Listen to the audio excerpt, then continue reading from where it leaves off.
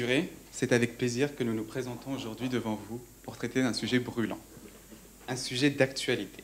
Comme l'a révélé l'affaire Snowden, le citoyen est surveillé pour le protéger, comme le rappellent régulièrement les gouvernements. C'est dans la Déclaration des droits de l'homme que nous retrouvons le droit à la sûreté. C'est là un droit important, un droit qui est donc constitutionnellement garanti. Ce droit constitutionnellement garanti est régulièrement invoqué par les gouvernements pour réduire nos libertés et nous surveiller. Donc c'est surtout dans le cadre de la lutte contre le terrorisme qu'on invoque ce principe. Ce principe est invoqué dans le cadre contre le terrorisme. Le terrorisme, c'est ce truc qui fait peur, ce truc qui fait suffisamment peur aux citoyens pour réduire ses libertés, et notamment ses libertés fondamentales. Des libertés que nous considérons pourtant comme fondamentales, mais des libertés qui ne pèsent pas lourd face à ce qu'on appelle la menace terroriste. La dernière loi sur le sujet est la loi du 21 décembre 2013, loi qui a permis à la police, notamment, de pouvoir réquisitionner nos données personnelles de façon assez rapide. C'est donc dans cette optique, dans ce contexte, que les différents gouvernements qui se sont succédés ont réduit nos libertés. Est-ce bien légitime? C'est là une question que nous nous posons. Et c'est la question à laquelle mes excellentes consoeurs vont répondre. Bonjour mesdames les jurés. Alors voilà un sujet à la fois brûlant et passionnant qui nous a été donné l'opportunité de traiter. Mon confrère vient de vous rappeler comme principe fondamental le droit à la sécurité.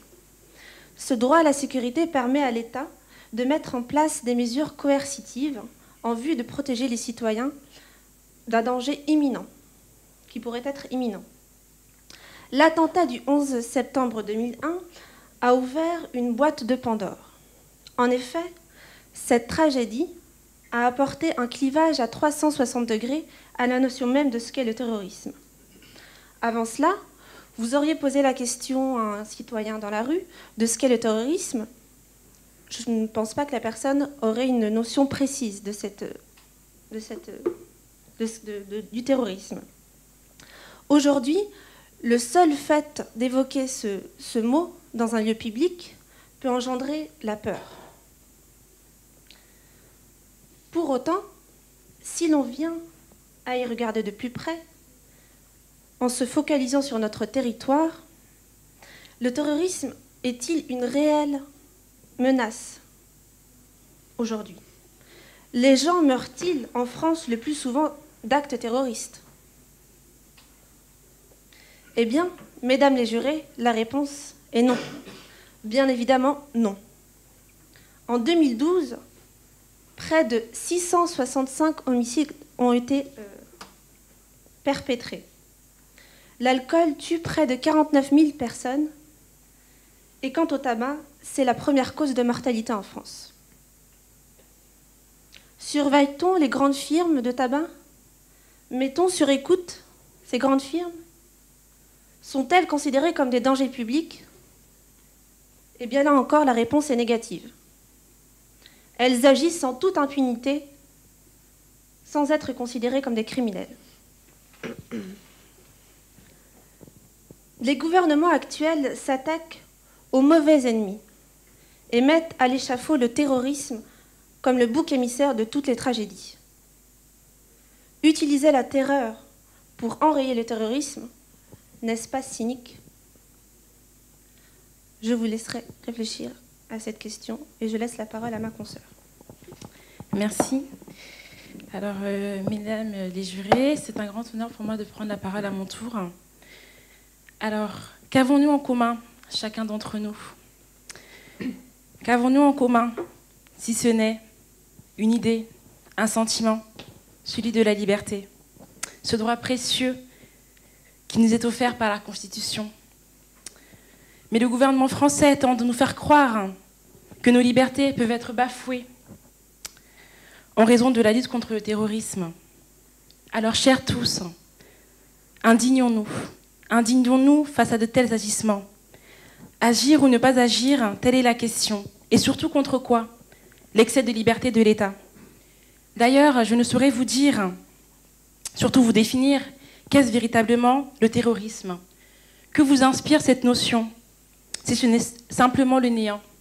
C'est une notion tellement vague, large, qui permet d'englober plusieurs éléments et surtout d'en oublier certains, si ce n'est les plus importants.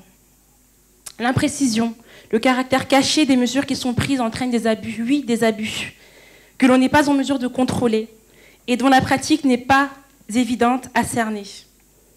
Tout un chacun a le droit à la liberté, mais aussi au respect de la vie privée et surtout à la dignité. Alors, chers tous, je vous invite à vous indigner face à ces mesures que l'on peut juger parfois disproportionnées et cachées.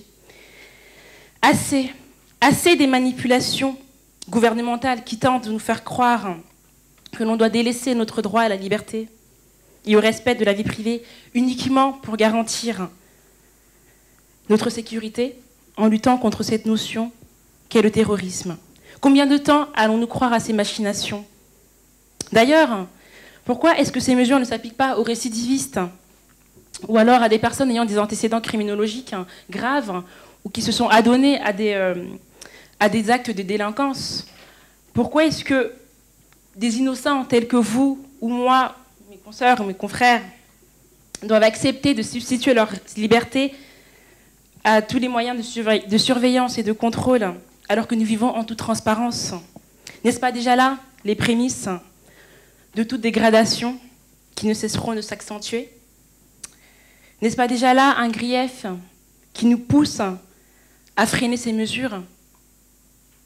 D'ailleurs, ces mesures qui étaient censées être exceptionnelles se sont généralisées et envers tous. Alors ne vous détrompez pas, ne vous leurrez pas et surtout ne vous trompez pas sur la véritable cause qui est à défendre ici là. Vous l'avez entendu, nos libertés sont régulièrement bafouées, brisées, voire outragées. Mais nous vous invitons à la liberté, à nous libérer de ces lois iniques. Non, la lutte contre le terrorisme ne justifie pas tout.